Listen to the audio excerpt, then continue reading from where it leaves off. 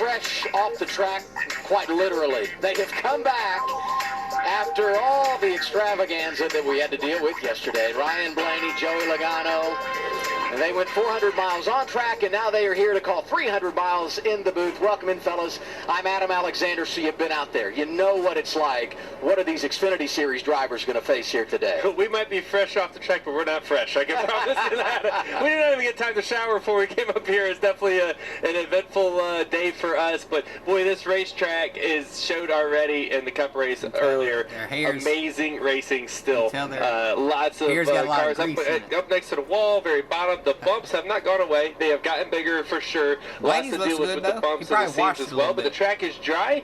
It is good racing, and they just said it. This is going to be the final race on a 2-mile oval. It was racing. What do you expect? You know, I was pretty surprised there was no weepers at all. I mean, Auto Club Speedway hosting the NASCAR Xfinity Series on the 2-mile oval for the final time. Cow Showdown.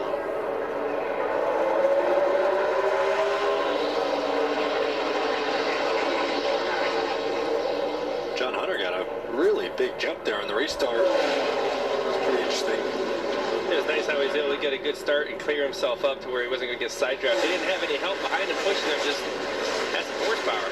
I love the starts and restarts. Already seeing 5 wide in the corner. Oh, that's for sure. And Tyler Reddick is just barely tagged well. That's nothing for him. He's not happy. I think he got football. That was Sam Mayer in the 1, the black and orange 24. As you said, Tyler Reddick. And they did get together. Here's the replay. This is what we talked about. The Cup guys have a little experience way up top.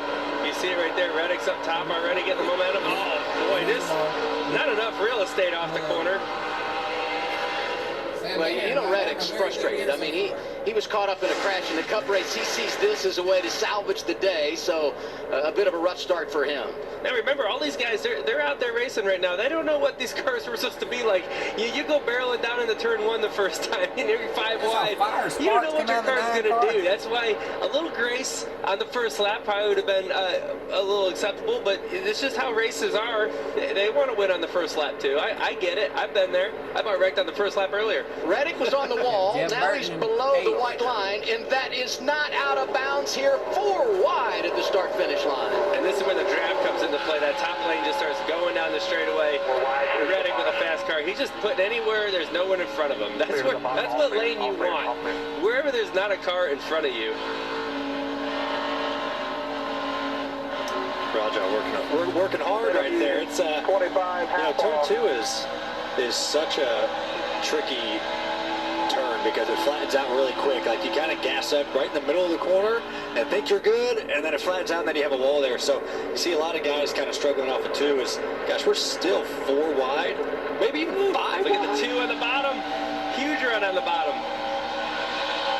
And that's one of those things, you can get a good run on the bottom, but in the field, he was injured this week, injured his knee working out. He was on crutches but before the race, so we know he's a little banged up, but he's got a fast race car, plus 18. Yeah, plus 18. You know, we know he started in the back, but that's big movers right there early on, and Daniel's been doing a good job of searching around, even, you know, a little banged up on his knee. He's doing a good job, so hopefully that knee lasts him all race, and then he isn't hurting too bad, but doing a great job to get going.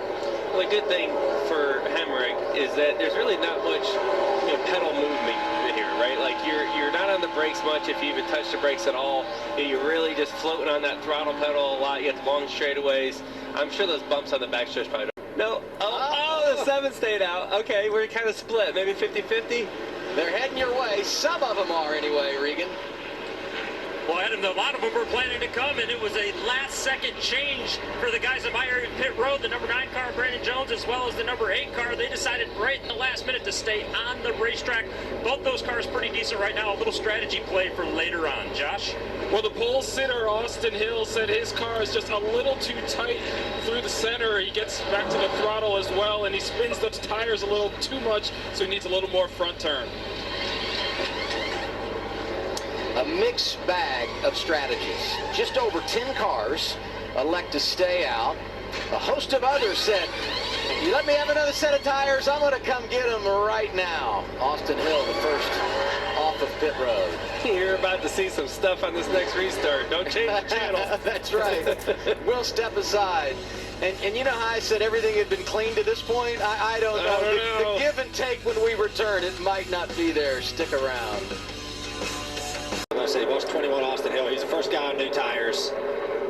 Got Custer right behind him. I mean, look at the run he got off of 2 right on the bottom. The bottom never goes fast on the straightaway unless you have that much better tires.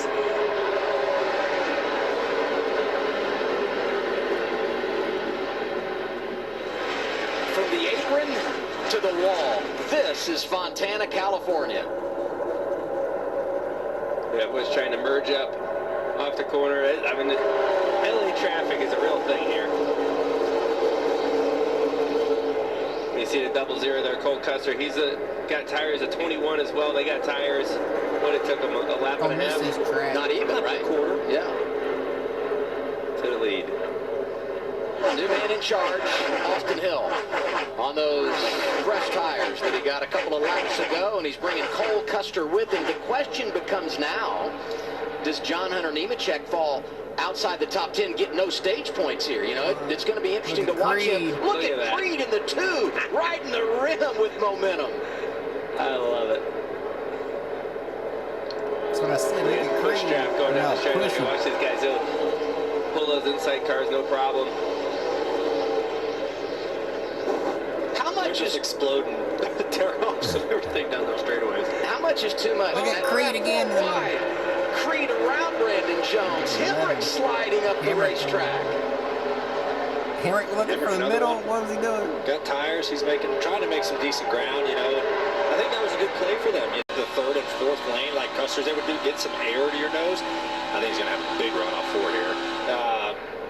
You know, that shows really good. And in Xfinity cars, you can kind of get on the left rear quarter panel with the guy in front of you and still kind of move them around and drive them. We can't do that as much anymore in our Cup cars, but The Menard Series as well as the Truck Series has been to have. And the second one here for the 08 of Greg Alding. Looks like a right front tire. Well, it's definitely down now. I don't understand. I come up here yesterday, raining. No, we're not going to race yesterday. Do you guys? He deserves to be in the middle. hang on here. He deserves to be in the middle. Number There it 5. is, number 1. There you go. Man. Caution for the second time. We're going to have a fun little shootout to end stage 1 when we return to Fontana. Ain't no crowd. And I knew I was not turning back. I don't think he'll get all the way up there. If you're him, no way you go a lap down. Do you just ease around here and then gain the track position staying out at the end of the stage? Possibly. But if you're up front here with these guys, you go racing. Yes, you do. 4 wide in the corner. Cole Custer 00 Creed outside sideways. has the lead off of turn 2. So he's trying to break the draft there. Well, 3 wide here.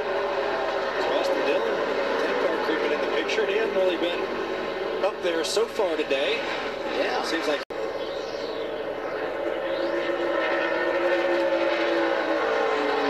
Cup car.